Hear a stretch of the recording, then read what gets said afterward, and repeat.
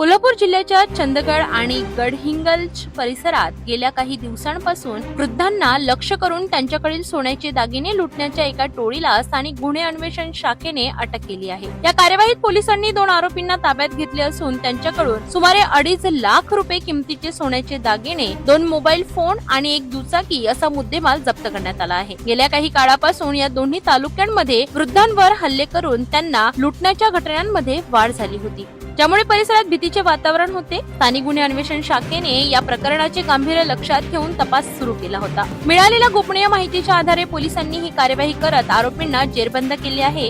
या घटनेमुळे वृद्धांवरील हल्ल्यांच्या घटनांना आळा बसेल अशी अपेक्षा आहे। पुढील तपास पोलीस करीत आहेत। बनावट दारू वाहतुकीवर स्थानिक गुन्हे शाखेने मोठी कारवाई केली आहे। चंद्रपूर स्थानिक गुन्हे शाखेने बल्लारपूर जवळ केलेल्या कार्यवाहीत सुमारे 23,50,000 रुपयांचा बनावट देशी विदेशी दारूसाठा जप्त केला आहे। स्कॉर्पिओ गाडीतून ही दारूची वाहतूक सुरू होती। या प्रकरणी एका आरोपीला अटक करण्यात आली असून दुसरा आरोपी फरार आहे। विशेष म्हणजे राज्य उत्पादन शुल्क विभागाच्या अहवालातून ही दारू बनावट असल्याचे स्पष्ट झाले आहे।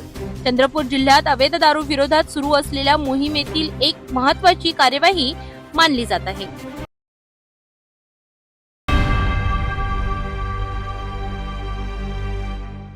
सिंधुदुर्ग जिल्ह्यात पावसाचा जोर कायम असून जनजीवन पूर्णपणे विस्कळीत झाले आहे।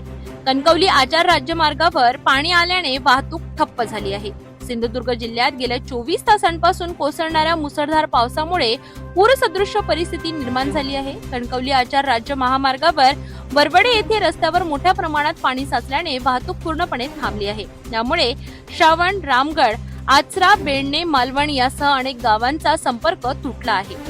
या मार्गावरील वाहतूक आता बिडवाडी मार्गे वळविण्यात आली आहे, जेणेकरून प्रवाशांना काही प्रमाणात दिलासा मिळेल। स्थानिक प्रशासनाने नागरिकांना सतर्क राहण्याचे आणि अनावश्यक प्रवास टाळण्याचे आवाहन केले आहे। तसेच नदीकाठच्या लोकांना सुरक्षित स्थळी हलविण्याचे प्रयत्न सुरू आहेत। सद्यस्थितीत पावसाचा जोर कायम असल्याने पूर परिस्थिती आणखी गंभीर होण्याची भीती व्यक्त केली जात आहे। पुढील काही तास अत्यंत महत्त्वाचे असणार आहे।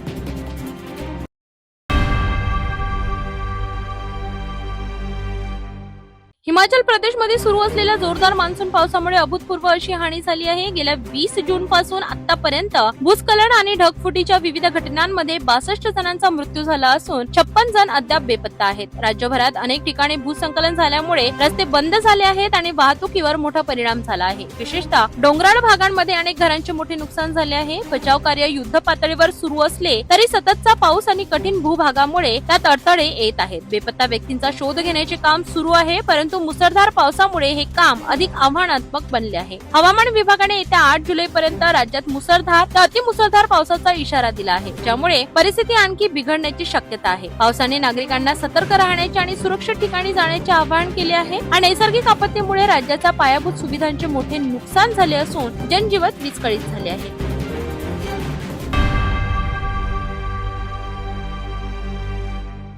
चंद्रपूर परिसरातील औष्णिक विद्युत केंद्रे, कोळसा, खाणी आणि स्टील उद्योगांमध्ये होणाऱ्या प्रदूषणासंदर्भात सरकार जागरूक असून विविध उपाययोजना राबविण्यात येत आहेत। 2010 मध्ये क्रिटिकली पॉल्युटेड एरिया म्हणून नोंदविलेला चंद्रपूर आता प्रदूषणाचा निर्देशांक 83 वरून 54 वर आणण्यात यशस्वी ठरला आहे। यामुळे काही उद्योगांना अटींवर परवानग्या देण्यात आल्या असून प्रदूषण नियंत्रणासाठी उद्योगांना ESP, dust collector, online monitoring system, जल प्रदूषण नियंत्रणासाठी ट्रीटमेंट प्लांट, पाण्याचा पुनर्वापर, रस्त्याचे पक्कीकरण आणि फवारणी यासारख्या अटी बंधनकारक करण्यात आल्या आहेत। राज्य शासन वेळोवेळी उद्योगांना नोटिसा देऊन तपासणी करीत आहे आणि नियमभंग करणाऱ्यांवर कारवाई केली जात आहे। स्थानिक स्वराज्य संस्थांनाही प्रदूषण नियंत्रणासाठी निधी वितरित करण्यात आला आहे, मात्र काही ठिकाणी निधी खर्चात अंमलबजावणी कमी असल्याचे निरीक्षण नोंदविण्यात आले आहे।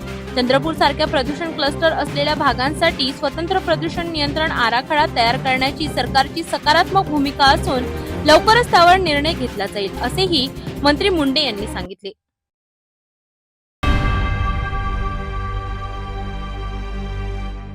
मुंबईतील कबूतरखान्यांवर नियंत्रण आणण्यासाठी महापालिका विशेष अभियान राबविणार आहे। राज्याचे मंत्री उदय सामंत यांनी विधान परिषदेत ही माहिती मांडली। सध्या मुंबई महानगरपालिकेच्या हद्दीत 51 कबूतरखाने असून यामुळे श्वसन विकार, दुर्गंधी आणि प्रदूषणात वाढ होत असल्याचे निरीक्षणात त्यांनी नोंदविले।